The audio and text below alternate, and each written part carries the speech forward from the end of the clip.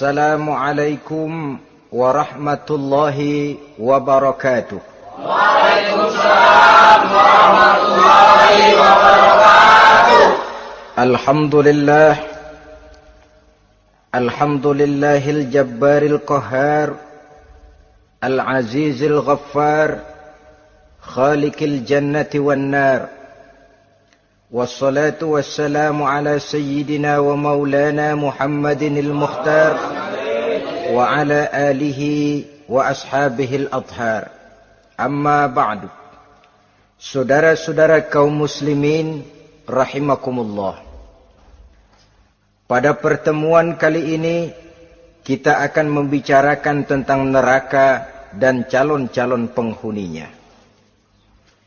Sesungguhnya kalau kita bicara tentang neraka, artinya kita bicara tentang akhirat.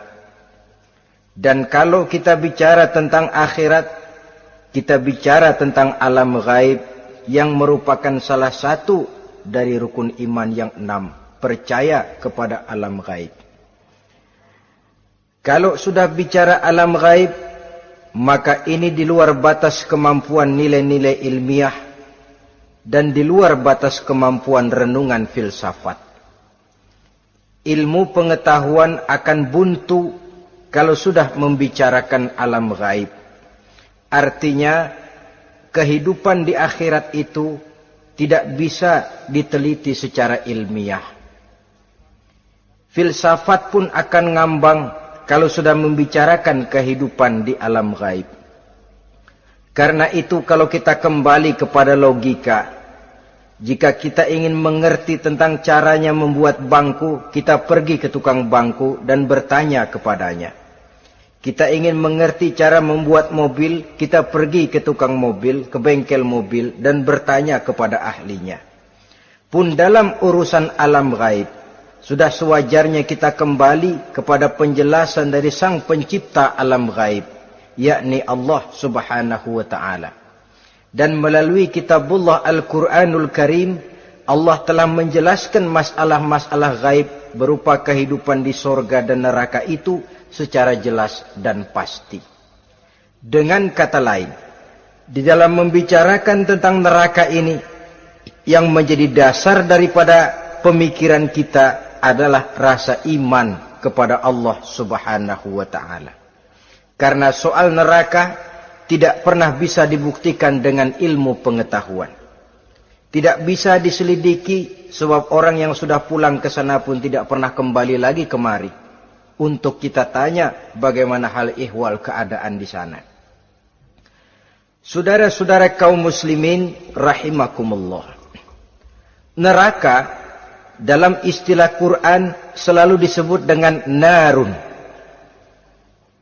yaitu suatu tempat di akhirat nanti yang wujudnya berupa api yang bergejolak, bernyala dengan teramat dahsyatnya, sehingga dapat mengelupaskan kepala setiap orang dan menjulang ke hati. Diriwayatkan oleh Imam Bukhari dan Muslim bahwa Rasulullah sallallahu alaihi wasallam pernah bersabda, Narukum hazihi allati tuqiduna juz'un min sab'ina jazaan min harri jahannam. Qalu wallahi in kanat lakafiyatun ya Rasulullah. Qala fa innaha fadlat bi 69 jazaa. Apimu yang kamu pakai di dunia ini, kata Nabi, untuk memasak, untuk menyalakan lampu, api yang kau pakai di dunia ini cuma satu bagian kecil dari 70 kali bagian panasnya neraka jahanam. Sahabat waktu itu terperanjat lalu berkata, Wallah, in kanat lakafiyatun ya Rasulullah. Ya Rasul, api di dunia ini saja sudah cukup untuk menghanguskan kami, untuk menghanguskan apa yang ada. Bersabda Rasulullah sallallahu alaihi wasallam, maka sesungguhnya api neraka itu dilebihkan panasnya dengan 69 kali daripada panasnya api di dunia ini. Jadi sepanas-panasnya api yang pernah kita rasakan di dunia ini, maka api di neraka nanti 69 kali lebih panas dari api yang kita rasakan paling panas di dunia. Hadis yang senada dengan penjelasan ini di samping Jawahirul Bukhari, kita bisa menemukannya dalam Mukhtasar Tazkiratul Qurtubi dan Mukhtasar Ibnu Abi Jamrah misalnya. Saudara-saudara kaum muslimin rahimakumullah. Sehingga boleh jadi seringan-ringan azab penduduk neraka di akhirat nanti, kata Nabi, seorang yang di telapak kakinya diletakkan kerikil neraka yang sangat kecil, lalu mendidih otaknya. Itu seringan-ringannya. Di tapak kakinya diletakkan kerikil neraka yang oleh karena panasnya lalu mendidih otaknya. Itu yang paling ringan. Gak apa-apa. Cuma segitu aja. Di telapak kakinya ditaruh kerikil, otaknya lalu jadi mendidih karena menahan panas. Pantas kalau satu hari Luqmanul Hakim pernah memberikan nasihat kepada anaknya, kata beliau, anakku, kerjakanlah dosa seberapa kekuatanmu menanggung azab Allah, dan laksanakan ibadah seberapa hajat dan keperluanmu kepada Allah. Berapa banyak hajatmu kepada Allah, begitulah kamu harus beribadah. Kalau kamu merasa tidak berhajat dan tidak perlu apa-apa kepada Allah, ya tidak usah ibadah. Logikanya kan begitu. Saudara-saudara, dalam hidup ini ada enggak yang enggak perlu kepada Allah? Ada enggak? Seluruh kita memerlukan Allah. Karena itu Luqman betul dengan bahasa diplomatis, anakku, kerjakan ibadah seberapa hajatmu kepada Allah. Makin banyak hajatmu kepada Allah, makin banyak hendaknya kamu melaksanakan ibadah. Tapi kalau kamu sudah merasa bisa hidup tanpa Allah, persilahkan kamu tidak usah ibadah. Sebaliknya, kerjakan dosa seberapa kekuatanmu menanggung azab siksaan Allah. Kalau merasa sudah belajar ilmu kebal, kira-kira di neraka nanti enggak apa-apa, persilahkan kerjakan dosa sebanyak-banyaknya. Tapi kalau masih berpikir, gua mah jangan dibakar di neraka, nginjak puntung rokok, gua lompat. Kalau masih berpikir ke situ, ya hati-hati, saudara-saudara. Nah, sebagaimana surga, neraka pun ada pintu-pintunya. Dan yang melalui pintu-pintu itu sesuai dengan dosa yang dia kerjakan pada waktu kehidupannya di dunia ini. Jadi setelah manusia diadili, mereka kumpul di padang mahsyar beramai-ramai. Yang mendapat kitab di tangan kanan, yang selamat dari proses pengadilan, yang sudah nyata lebih banyak kebaikannya daripada kesalahannya, wajah mereka berseri-seri. Tapi yang rapotnya merah, yang timbangannya lebih banyak kejahatannya, mereka mukanya udah pada gulem. Di tengah itulah kedengaran pernyataan dari Allah Subhanahu wa ta'ala, salamun qawlan min rabbir rahim. Ada ucapan selamat dari Allah, Tuhan yang maha pengasih dan maha penyayang. Salamun alaikum, selamatlah kamu wahai orang-orang yang kelak akan sampai ke surga. Yang lulus di pengadilan dapat ucapan selamat dari Allah. Tapi pada saat itu juga Allah mengatakan, wamtazul yawma ayyuhal mujrimun. Pada hari ini semua orang-orang yang kurang ajar supaya minggir. Wamtazul yawma ayyuhal mujrimun. Orang-orang yang durjana, kelompok durhaka, para pembuat dosa, misah hari ini, minggir semuanya. Kamu akan digiring ke dalam neraka. Saudara-saudara kaum muslimin rahimakumullah. Baik mereka yang akan menuju surga, baik mereka yang akan masuk ke dalam neraka, sama melintasi satu jembatan yang melintang di atas neraka. Dalam surah Maryam ayat 71 dan 72, walaupun jembatan itu tidak digambarkan secara jelas, tapi kita temukan penjelasan Allah sebagai berikut. Wa inna minkum illa wariduha kana ala rabbika hatman maqdiyya thumma nunajjil ladzina taqaw wa nazaru zalimina fiha jasiyya. Saudara-saudara, dan tidak ada setiap orang pun kecuali mereka akan melalui api neraka itu. Adapun orang-orang yang bertakwa, mereka diselamatkan oleh Allah, sedangkan orang-orang yang zalim, mereka terlempar ke dalam jurang neraka. Nah, itu yang dinamakan dengan sirat. Ada memang riwayat menjelaskan bahwa sirat itu kecilnya seperti rambut dibelah 7, tajamnya lebih tajam dari mata pedang. Tapi dalam banyak hal, orang lewat di atas sirat itu bergantung kepada amalannya waktu dia hidup di dunia ini. Maka jangan heran ada orang yang lewat di atas sirat itu seperti kilat. Lep, sudah sampai di surga. Ada yang lewat di atas sirat itu seperti orang terbang. Ada yang lewat di atas sirat itu seperti orang lari. Ada yang seperti jalannya onta. Ada yang merangkak. Ada yang gelantungan. Ada yang sudah hampir sampai ke tepian sana untuk masuk ke dalam surga, terpeleset nyemplung juga ke dalam neraka. Sesuai dengan amalan pada waktu mereka hidup di kehidupan dunia yang sekarang ini. Saudara-saudara kaum muslimin rahimakumullah. Apabila orang terperosok lalu masuk ke dalam neraka, bagaimanakah ihwal keadaan di neraka? Panasnya sudah kita jelaskan tadi.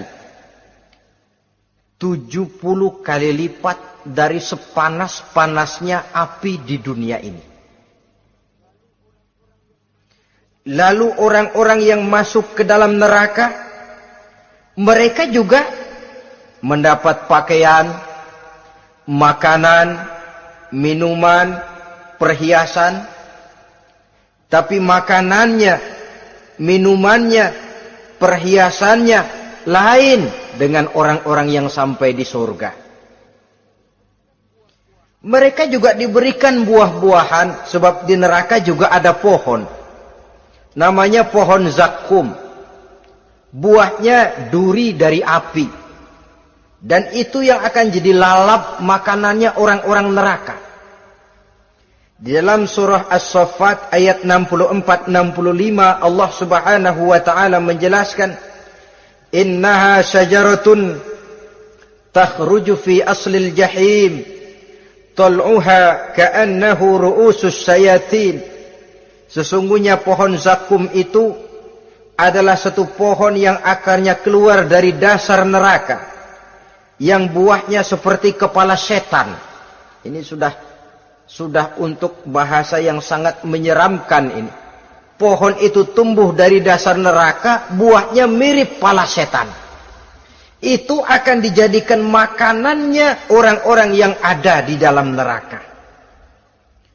Perhiasannya apa?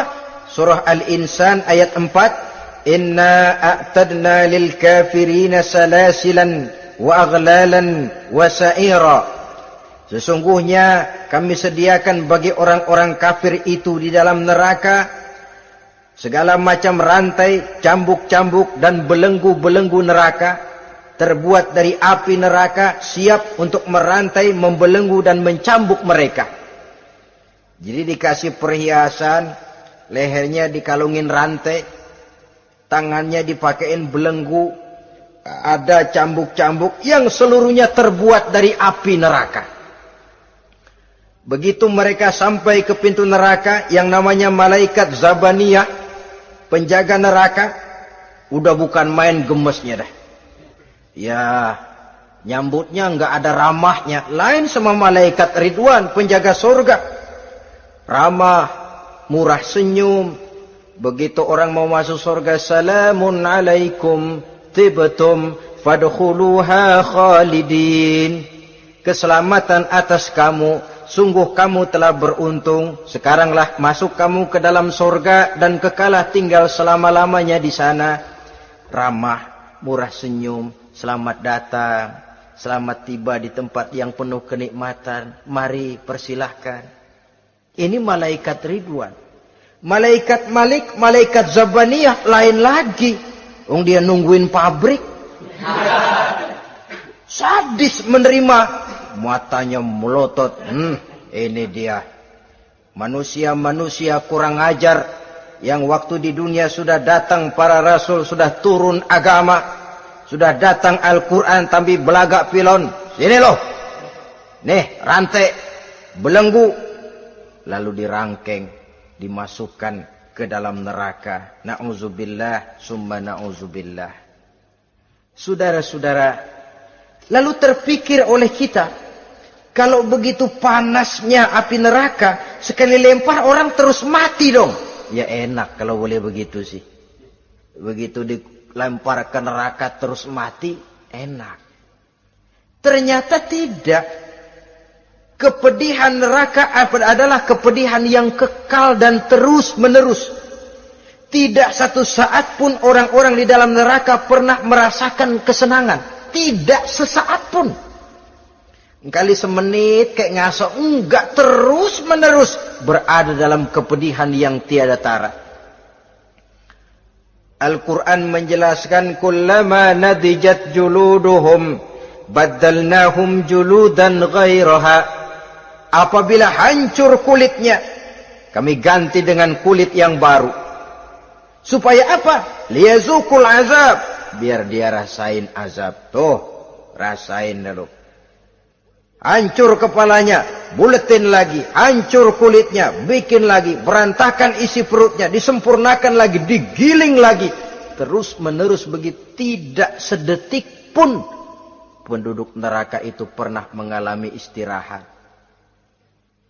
Barangkali pakai jam istirahat lumayan. Ini enggak ada. Ada bel, kleneng, istirahat, azab dicabut. Tidak. Terus menerus dan selalu begitu. Satu detik saja pun mereka tidak pernah istirahat dari siksaan dan azab yang mereka terima. Saudara-saudara kaum muslimin rahimakumullah. Lalu bagaimana keadaan mereka? Ada orang-orang di dalam neraka itu yang dikenakan pakaian dari api neraka. Luar biasa. Dikasih pakaian dinas dari api. Kemudian kepalanya dituangi air yang sedang mendidih. Yang dengan tuangan air itu dihancur luluhkan segala isi perutnya dan kulit-kulitnya. Setelah itu mereka dicambuk dengan cambuk-cambuk dari besi. Apabila mereka hendak keluar dari neraka, mereka dicampakkan kembali ke dalamnya. Dan dikatakan kepada mereka, rasakan siksaan yang membakar ini. Dalam surah Al-Hajj ayat 19 sampai 22, kita bisa simak firman Allah Subhanahu wa taala. Fallazina kafaru qutti'at lahum siyabun min nar yusabbu min fawqi ru'usihimul jahim yus'aru bihi ma fi butunihim wal julud walahum maqami'u min hadid kullama aradu an yakhruju minha min ghammin u'idu fiha wa zuqu 'azabal hariq. Na'udzubillah summa na'udzubillah. Diberikan pakaian dari api, melolong, menyayat dia, memilukan, merintih dan meraung-raung. Lalu kepalanya diguyuri dengan air yang sangat mendidih. Hancur luluh isi perutnya. Masih dicambuk lagi dengan cambuk-cambuk dari besi. Mereka merambat. Mereka meraung. Mereka hendak lari. Mereka ingin keluar dari neraka. Tapi tiap kali mereka merambat ingin keluar, ditarik lagi. Kalau ucara kita, ayo, mau kemana lo? Apa kata malaikat penjaga neraka? Zuku azabal harik. Rasa ini, makan pencarian lo waktu di dunia. Saudara-saudara, lalu ada pula siksaan penduduk neraka itu, di mana dahi, lambung dan punggung mereka dipanggang dengan api neraka. Allah Karim. Kita di dunia ini tertusuk paku saja waktu berjalan, sudah bukan main pedihnya. Tertusuk duri saja, sudah bukan main pedihnya.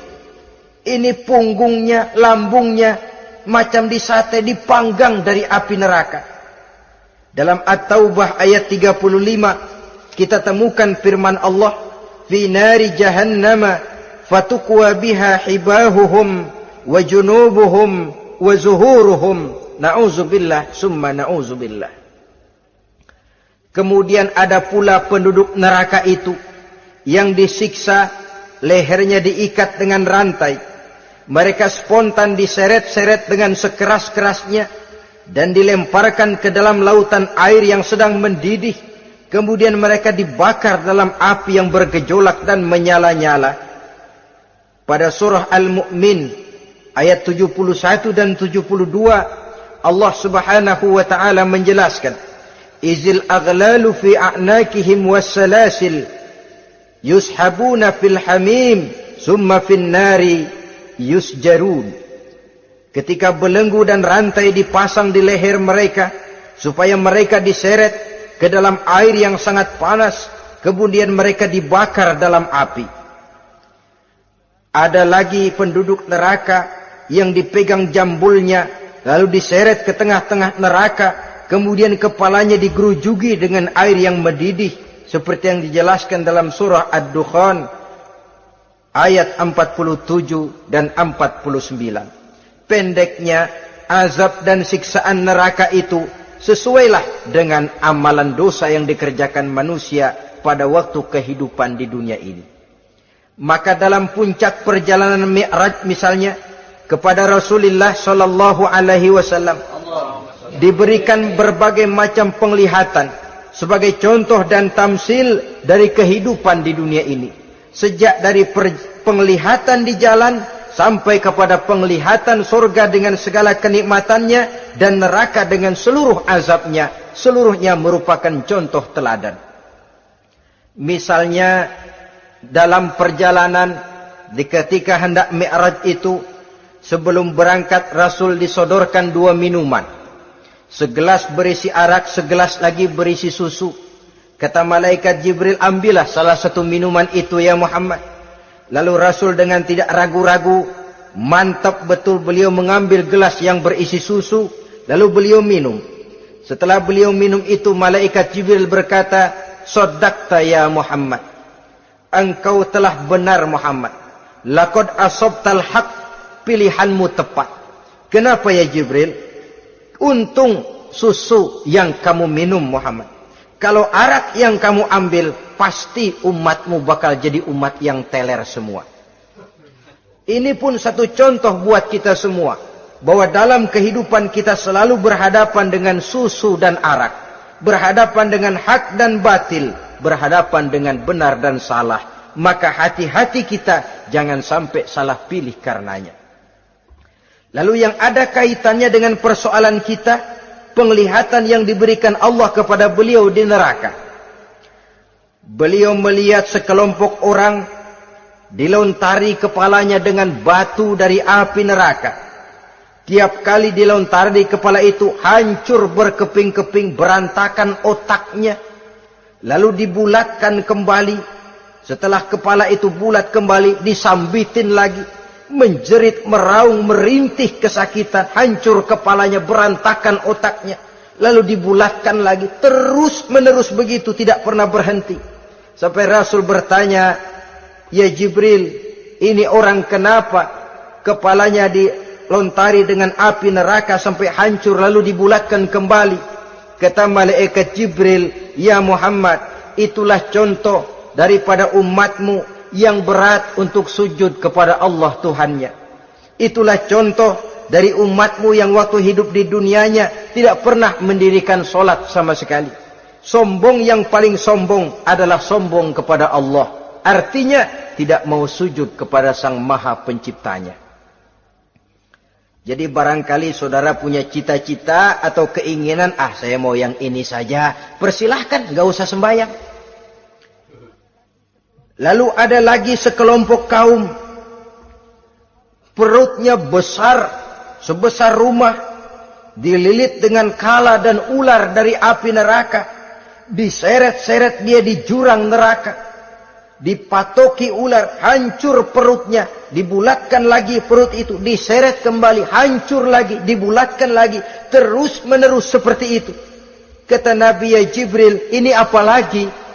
Kata malaikat Jibril, wahai Muhammad, inilah contoh daripada umatmu yang waktu di dunia suka makan riba alias renten dan suka makan harta anak yatim, suka ngobyekin anak yatim, sok jadi pengasuh anak yatimnya lapar, pengasuhnya yang pada kenyang. Saudara hadirin yang saya muliakan, orang yang makan riba alias renten, orang yang makan harta anak yatim, begitu gambaran yang diperlihatkan kepada baginda Rasulullah sallallahu alaihi wasallam. Sebagian lagi ada penduduk neraka yang kukunya terbuat dari tembaga dari api neraka, panjang sangat kukunya itu, lalu mencakar-cakar mukanya sendiri, hancur mukanya berantakan dicakari oleh kukunya itu, lalu dibulatkan lagi, dicakar lagi, hancur lagi, dibulatkan lagi. Pengangguran bener nih orang, muka sendiri dicakarin sendiri. Ya Jibril, ini tamsil apa Jibril? Ya Muhammad, itulah contoh dari umatmu yang pada waktu di dunianya enggak pernah rukun sama sesama saudaranya muslim, suka nyari aib orang lain, suka ngejelekin orang lain, padahal orang lain itu saudaranya seakidah. Kan sama dengan nyakar muka sendiri namanya, menepuk air di dulang, terpercik muka sendiri. Kejelekan saudaranya dikorek-korek, aib saudaranya diobral di pasar umum.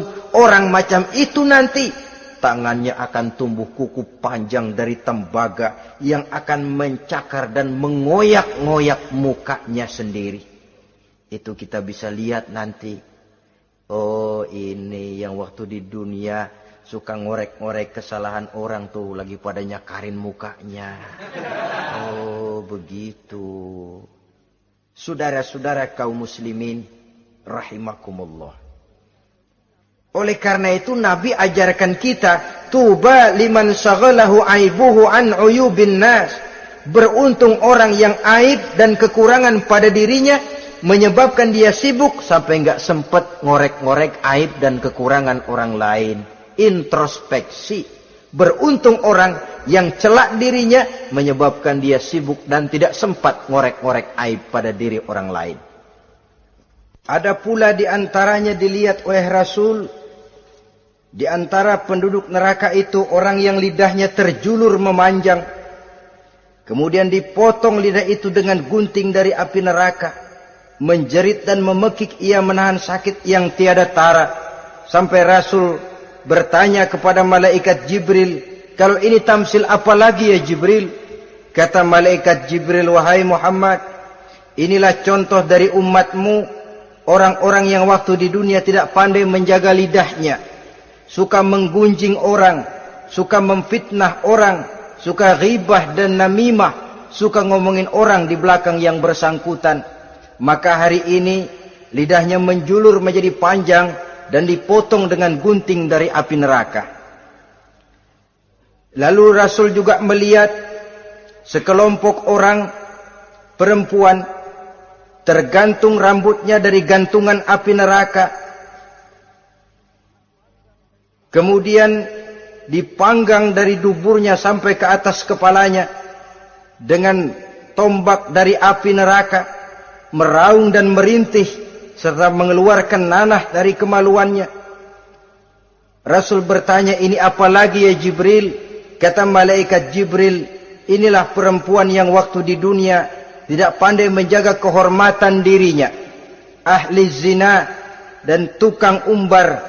Saudara-saudara kaum muslimin rahimakumullah, Banyak lagi tamsil-tamsil yang dicontohkan dalam puncak perjalanan Mi'raj yang seluruhnya merupakan peringatan bagi kita umat Rasulullah sallallahu alaihi wasallam.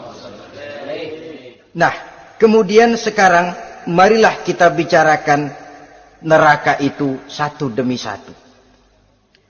Yang pertama, dan ini yang paling dikenal orang, neraka Jahannam atau naru Jahannam. Siapa yang dijelaskan Allah akan menjadi penghuni neraka Jahannam ini? Pertama dalam surah Al-Ankabut ayat 68. Wa man azlamu mimman iftara 'ala Allahi kadziban aw kadzdzaba bil haqqi lamma ja'ahu alaysa fi jahannam maswal lil kafirin. Adapun orang-orang yang zalim kepada Allah, mendustakan ayat-ayat Allah dan mendustakan kebenaran setelah datang kebenaran itu, bukankah neraka Jahannam merupakan tempat kembali bagi orang-orang kafir? Jadi dalam Al-Ankabut ayat 68 ini dijelaskan, penduduk neraka Jahannam itu pertama adalah orang-orang kafir. Siapa orang kafir? Menurut keyakinan akidah kita, setiap orang di luar Islam adalah kafir. Kemudian yang kedua dalam surah Al-Hijr ayat 42 dan 43, penduduk neraka Jahannam itu, inna ibadi laisa laka alaihim sultanun illa man ittaba'aka minal ghawin wa inna jahannama la maw'iduhum ajma'in.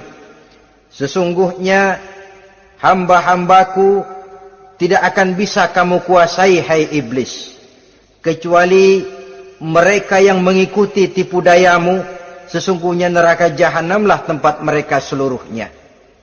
Kalau kita perhatikan ayat ini, maka penghuni neraka Jahannam yang kedua adalah para pengikut setan.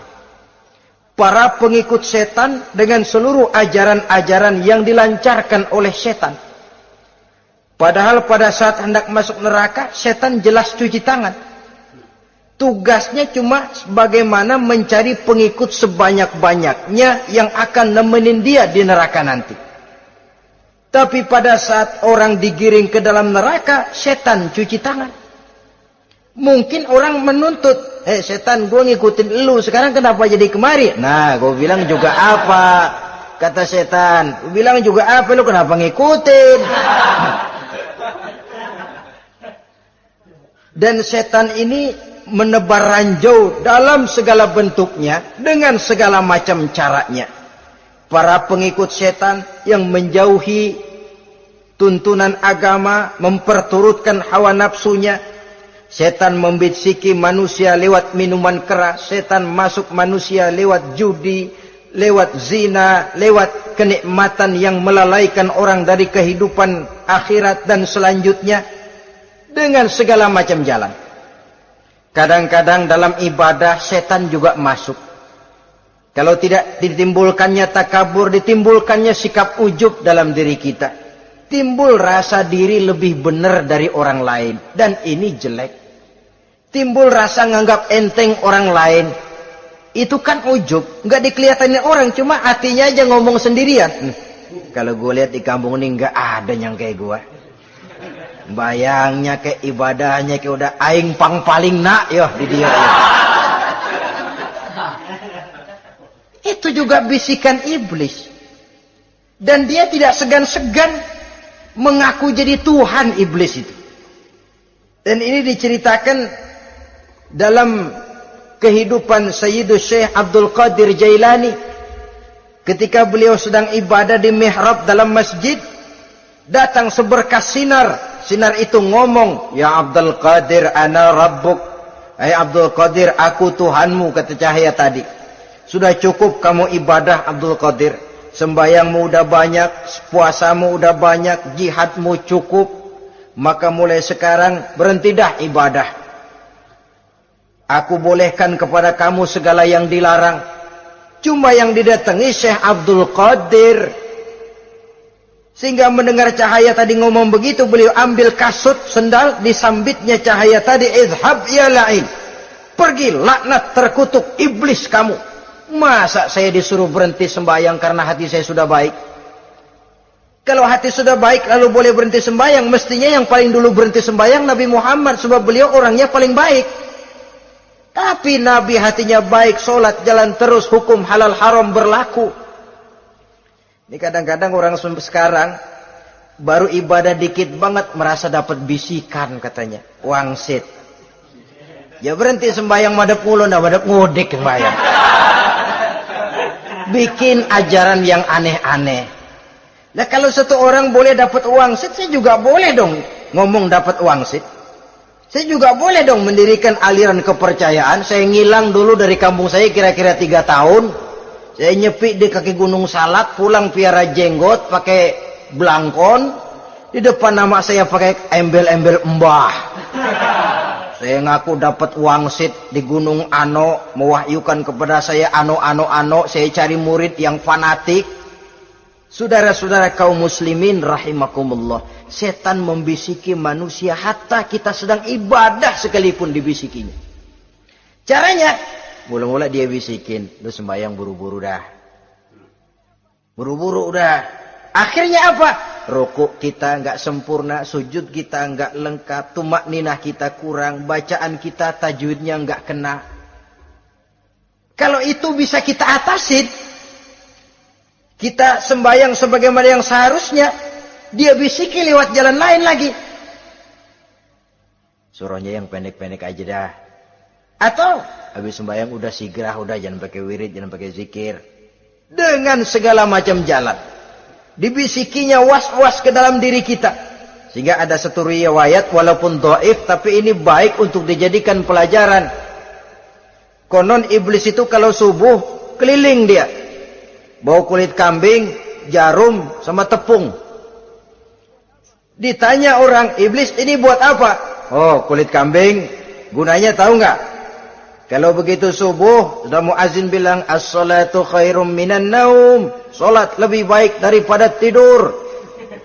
Maka ini kulit kambing mulai aku hamparkan buat hamba-hamba Muhammad. Jadi begitu dengar azan, cuma udah bikin anget udah tidur. Kenapa? Kulit kambing belis masuk. Saudara-saudara, lalu kata orang tadi lagi, lah kalau tepung buat apa itu? Oh, tepung. Itu kalau umat Muhammad mau baca Quran, baca kitab, mutolaah, gua aurin tepung matanya.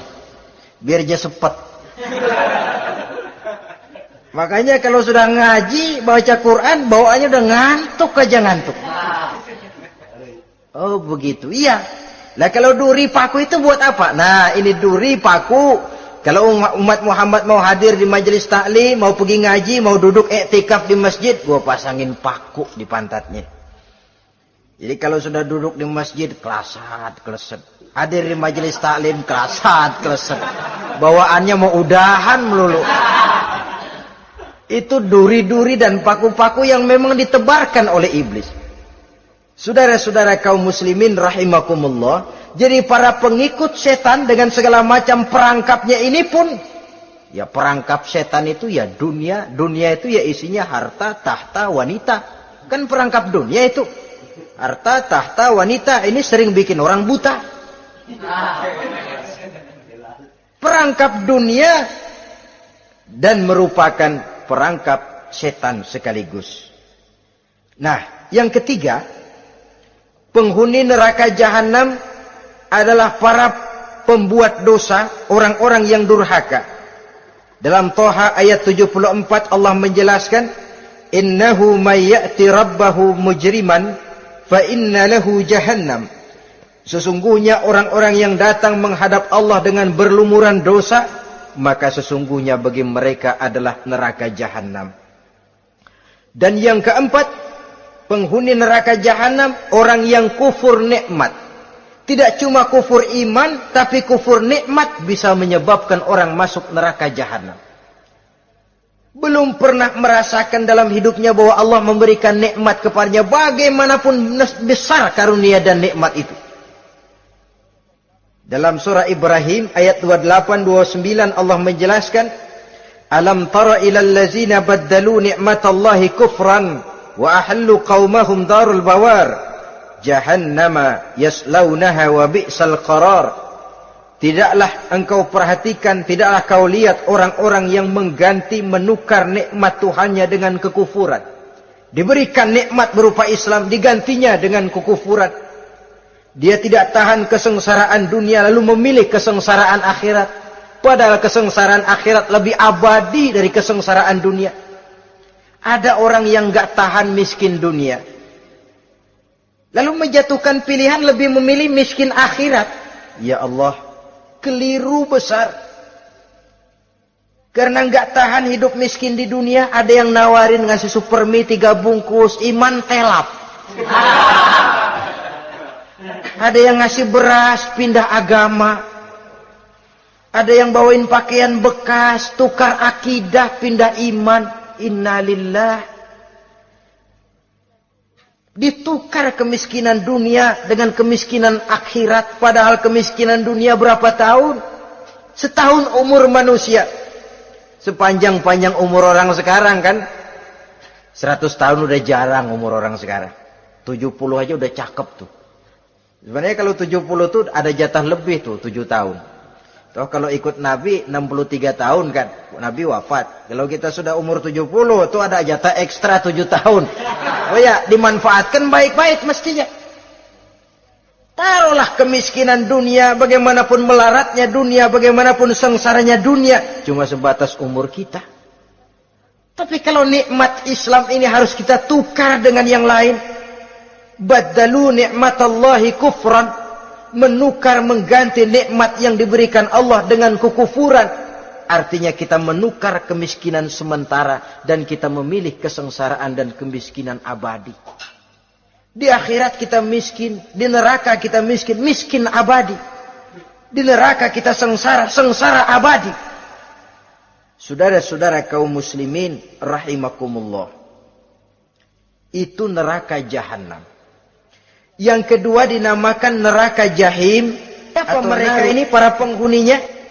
Siapa mereka ini para penghuninya? Pertama dalam surah At-Takasur, yaitu orang-orang yang bermegah-megah dengan dunia, menumpuk-numpuk harta, lalu lupa dengan kesibukan harta itu, lupa kepada kehidupan yang akhirat nanti. Alhaakumut takasur hatta zurtumul maqabir kalla sawfa ta'lamun thumma kalla sawfa ta'lamun kalla law ta'lamuna ilmal yaqin la tarawunnal jahim. Kamu telah lalai akibat apa? At-takasur. Ini penyakit pertama yang menyebabkan orang sampai ke neraka jahim. Penyakit takasur. Dan itu penyakit zaman sekarang. Berlomba-lomba dengan kemegahan materi, berlomba-lomba dengan kemegahan dunia. Padahal kalau urusan itu kita berlomba, tidak akan pernah sampai finish. Percayalah itu, tidak akan pernah finish. Sebab kemegahan dunia siklus, lingkaran setan. Kita anggap kalau punya duit 1 juta tenang, punya 1 juta berubah pikiran, lain lagi. Kita anggap kalau punya mobil enak, sudah punya mobil, lain lagi problemnya. Kita anggap kalau rumah sudah gedung, enak hidup, punya rumah gedung, lain lagi problemnya. Makanya pesan Nabi kalau ingin hidup tenang, urusan dunia lihat ke bawah, urusan akhirat lihat ke atas. Sering dicontohkan kalau punya mobil, bilang Alhamdulillah kita punya mobil, tangga kita cuma punya motor. Kata yang punya motor, syukur banget kita punya motor, tangga kita punya sepeda doang. Kemana-mana kekejek mulu. Dayung. Kata yang punya sepeda, Alhamdulillah kita punya sepeda, tetangga kita cuma jalan kaki, kemana-mana ngetuk mulu. Kata yang jalan kaki, Alhamdulillah masih bisa jalan, tangga kita sebelah lumpuh bertahun-tahun gak kemana-mana. Kata yang lumpuh, Alhamdulillah masih hidup, tangga kita kemarin mati gak balik lagi. Itu dalam urusan dunia. Sehingga sifat takasur ini hilang. Tapi urusan akhirat, lihat ke atas. Kalau dia begitu sibuknya bisa jaga sholat, kenapa saya tidak? Kalau dia hidupnya sederhana, rajin sedekah, kenapa saya yang lebih kok enggak sanggup? Kalau dia bisa baca Quran, kenapa saya enggak? Lalu timbul gairah ingin mencontoh. Mencontoh orang dalam urusan ibadah menimbulkan ketenangan jiwa. Dan itu ada garis finishnya. Tapi kalau yang lumpuh lihat yang bisa jalan lihat yang naik sepeda, yang sepeda punya lihat motor, sudah punya motor lihat mobil, lihat pesawat terbang, pesawat lihat kereta api. Kapanlah awak nih mau bersyukur?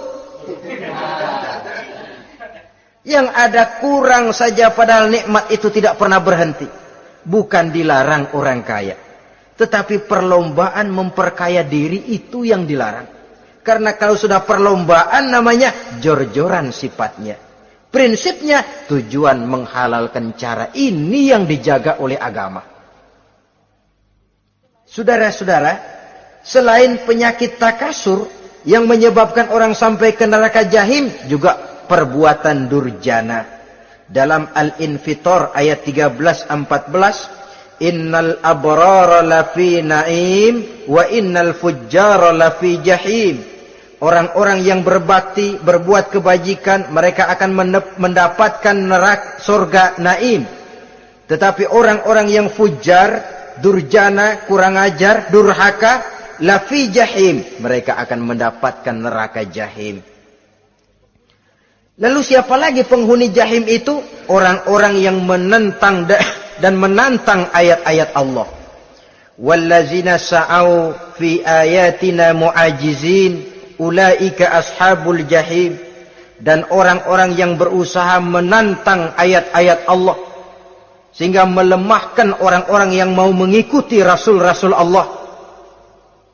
Menantang ayat Allah dan membuat lemah orang yang mengikuti rasul.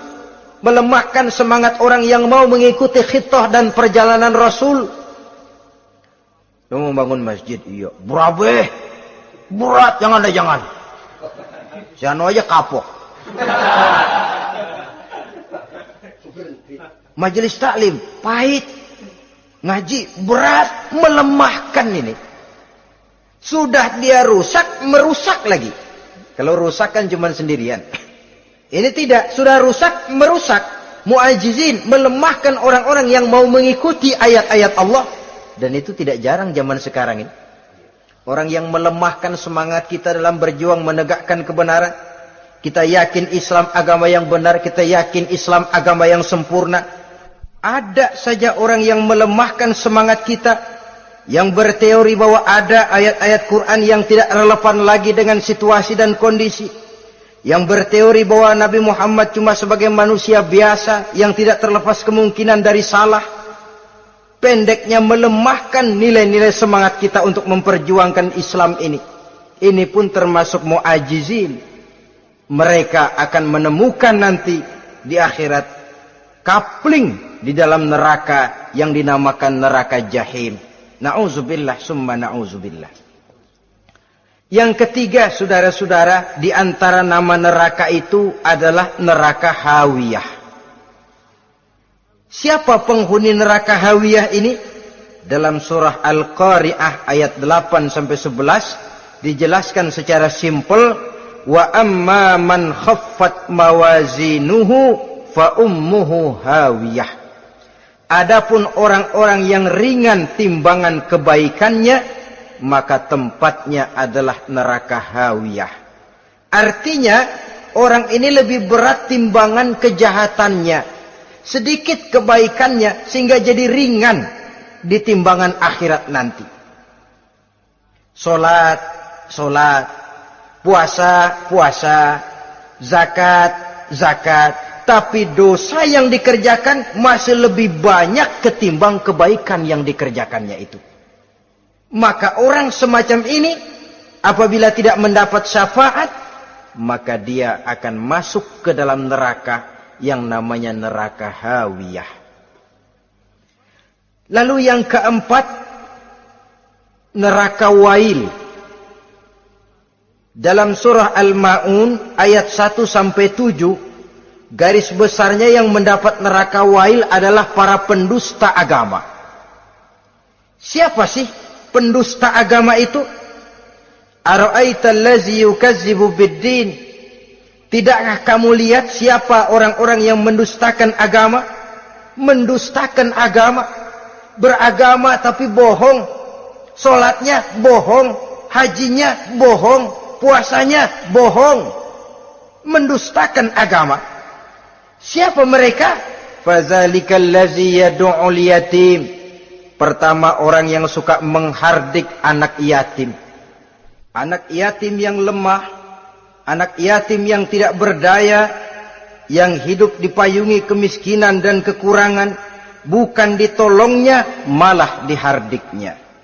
Jangan lupa, saudara yang sudah 2-3 kali pergi ke Makkah, saudara yang khusyuk dalam sujudnya, saudara yang mantap dalam puasanya, mungkin saja bisa terhalang masuk ke dalam surga, karena di samping rumah saudara ada anak yatim merintih menahan lapar dan haus. Saudara tahu, saudara mampu, tapi saudara diam saja, tidak mau mengulurkan tangan. Mungkin itu yang akan mengganjal saudara untuk masuk ke dalam surga.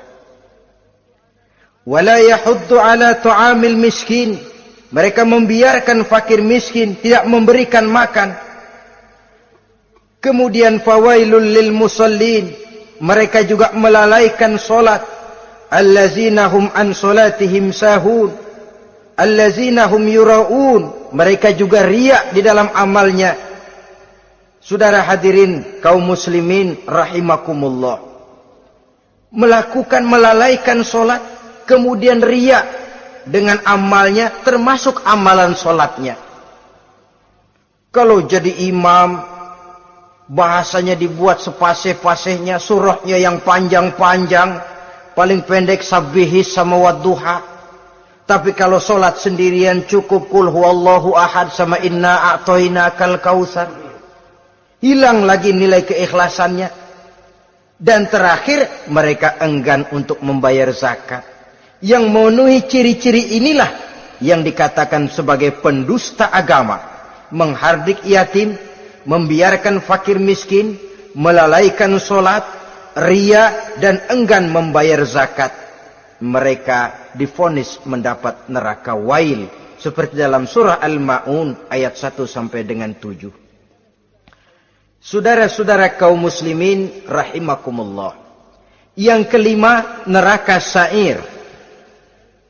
Neraka sa'ir ini pertama buat mereka yang memakan harta yatim. Kalau tadi tidak mau membantu, ini malah membantu tapi tujuannya malah ngobyekin anak yatim.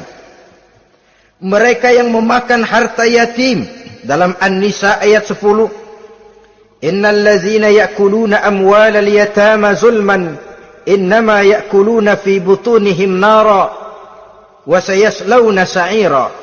Sesungguhnya orang-orang yang memakan harta anak-anak yatim dengan zalim, mereka sebenarnya telah memakan neraka, memasukkan api neraka ke dalam perutnya. Mereka akan dilontarkan ke neraka sa'ir. Selain itu, orang-orang yang mengingkari apa yang diturunkan oleh Allah Subhanahu wa ta'ala, mengingkari kebenaran Quran, mengingkari Rasul, pendeknya mengingkari Islam, dijelaskan dalam surah Luqman ayat 21. Yang keenam, saudara-saudara, yang dinamakan dengan neraka laza namanya. Pertama, untuk pembangkang dan orang yang menjauhi agama. Yang kedua, orang yang berpaling dari kebenaran.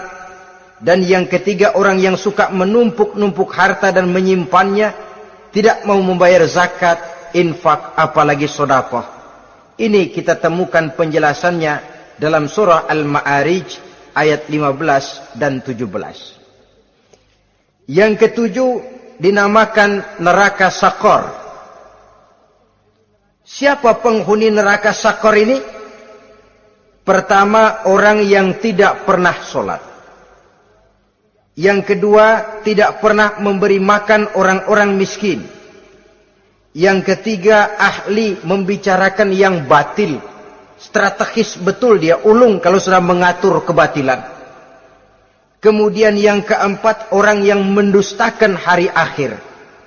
Dalam surah Al-Muddatsir ayat 42 sampai 47, kepada penduduk neraka Sakar ditanya, "Ma salakakum fis Sakar?"